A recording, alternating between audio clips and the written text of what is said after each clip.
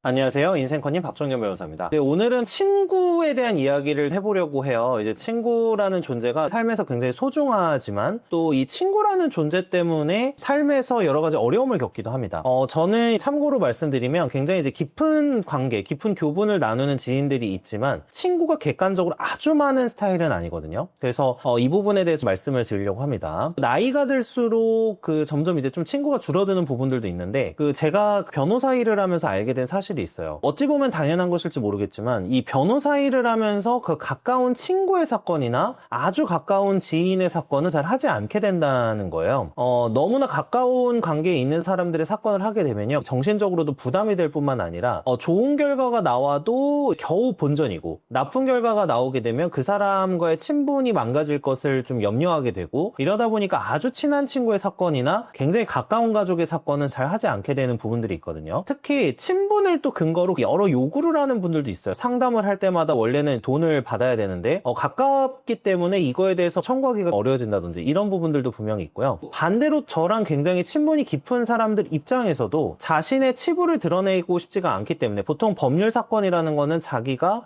굉장히 어려움에 처했거나 난처한 상황에 처한 케이스가 많거든요. 그러다 보면 저랑 아주 친한 지인들은 오히려 사건이 있어도 저에게 연락을 하지 않고 조금 일면식이 없는, 아니면 어떤 사람한테 추천을 받아서 변호사를 선임하게 되는 그런 경우가 많은 거죠. 가까운 사람 입장에서도 자신의 치부가 드러나는 게 두려워서 저에게 사건을 의뢰하기가 어려워지는 그런 상황들이 있는데요. 친구라는 존재가 점점 더 나이가 들수록 그 존재감이 옅어지는 것 같기도 해요. 이제 물론 돈과 연관되어 있지 않은, 비즈니스와 관련되어 있지 않은 관계를 오래 유지하고 사람들과 진심으로 소통하고 이런 것도 굉장히 중요하게 되지만, 나이가 들수록 실제 친구가 나에게 어떤 이득을 가져다 준다거나 그런 부분은 많이 약해지죠. 제가 책에서 보면서 굉장히 공감했던 내용이 있는데 이 부분에 대해서 이야기를 드릴게요. 말콤 글래드웰이라는 작가, 예전에 아웃라이어라든지 여러 가지 책을 써서 굉장히 유명했던 작가 있죠. 1만 시간의 법칙이라든가 이런 얘기도 많이 했었고요. 이 작가가 썼던 책 중에 티핑 포인트라는 책이 있습니다. 이 티핑 포인트라는 책에서 약한 고리에 강한 힘이라는 표현이 등장합니다. SNS가 최근에 발전하고 굉장히 확대가 되면서 인정받는 이론이 되었어요. 이런 겁니다. 아까 제가 변호사로서 일을 하면서 느꼈던 것을 말씀드린 것과 같이, 비즈니스에 있어서는 이 강한 유대관계보다는 약한 유대관계가 비즈니스에서는 훨씬 더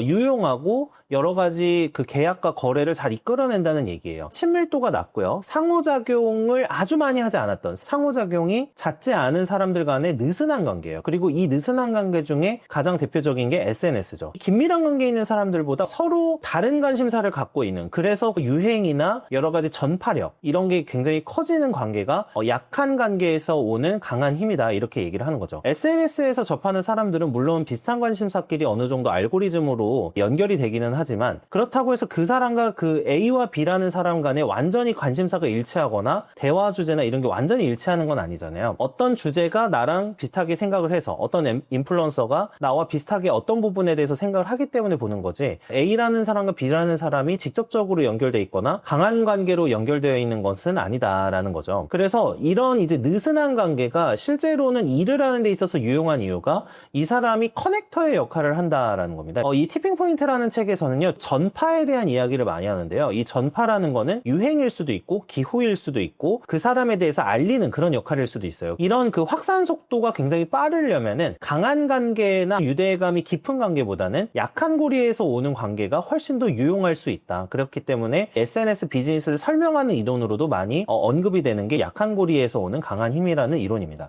사실 친구가 많은 것은 굉장히 좋은 일이 있고, 깊은 친구가 주는 정서적인 안정감, 많은 것을 실제로 내려놓고 털어놓을 수 있다라는 그런 관계, 그러니까 이런 관계는 굉장히 좋은 관계입니다. 그리고 이런 관계를 저도 갖추려고 많이 노력을 하는 편입니다. 그렇지만 깊은 친구가 많은 게 좋은 일일 수도 있지만 오히려 그 사람의 성장을 방해하는 것일 수도 있습니다. 그러니까 친구와의 관계가 계속해서 지속적으로 너무 깊게 유지되는 게 오히려 내 관심사나 내 지식의 범위나 만나는 사람의 범위를 제한할 수도 있다는 뜻입니다. 기존의 친구들과 계속해서 어울리려면요, 보통 그 친구들이 관심을 가졌던 주제나 같이 어울렸던 과거에 대한 이야기를 하게 됩니다. 그래서 결과적으로는 그 주제가 한정돼요.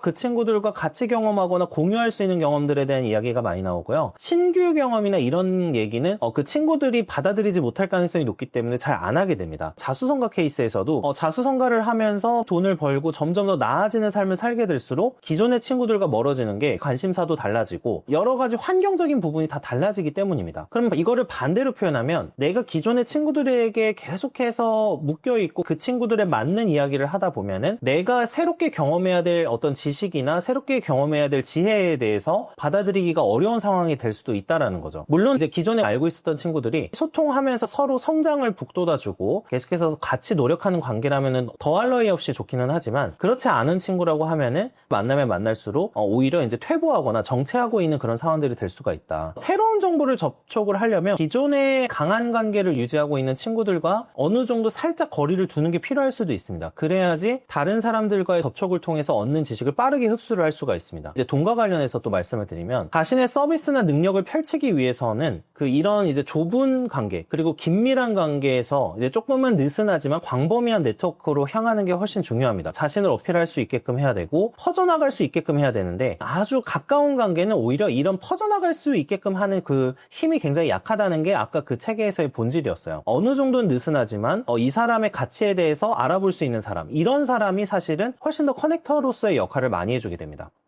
친구들에게는 인정을 굉장히 많이 받지만 사회에서는 인정을 못 받는 유형의 사람들도 상당히 많아요. 와, 너 최고야 막 이런 얘기 듣지만 사회에 나가면은 사실은 그 확장성이 떨어져서 높은 평가를 받지 못하는 분들도 많은데, 이런 분들일수록 이런 느슨한 관계에 대해서 많이 고민을 해봐야 된다고 생각을 하고, 내가 평소에 만나고 있는 사람이 굉장히 강한 관계고 아주 친밀한 관계의 사람들만 만나고 있는지, 아니면은 조금은 느슨하지만 새로운 사람들을 만나고 있는지에 대해서 고민을 한번 해봐야 된다. 오늘 좀 주제의 내용이었습니다. 여기에 이제 조금 첨언을 하자면요, 나이가 들수록 당연히 자연스럽게 그 친구인 관계보다는 조금 느슨한 관계가 늘어나게 되는데, 제가 영상에서 한두 번 정도 언급했었던 루비 페인이라는 사람이 쓴 계층이동의 사다리라는 책이 있습니다. 이 책에서는 그 빈곤층, 중산층, 부유층 이런 식으로 세 가지로 분류를 해서 이 세 가지 그 계층에서의 특징, 문화적 특징이나 여러 가지 행동적 특징에 대해서 많이 얘기를 합니다. 근데 제가 여기서 굉장히 이제 인상 깊게 봤었던 거는, 아까 제가 느슨한 관계에 대한 이야기를 하면서 어떤 부분이 와닿았냐면,